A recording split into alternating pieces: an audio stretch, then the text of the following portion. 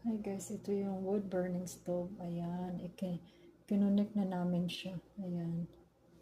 Instead of gamitin yung electric heater. Ito yung gagamitin namin dito sa cabin.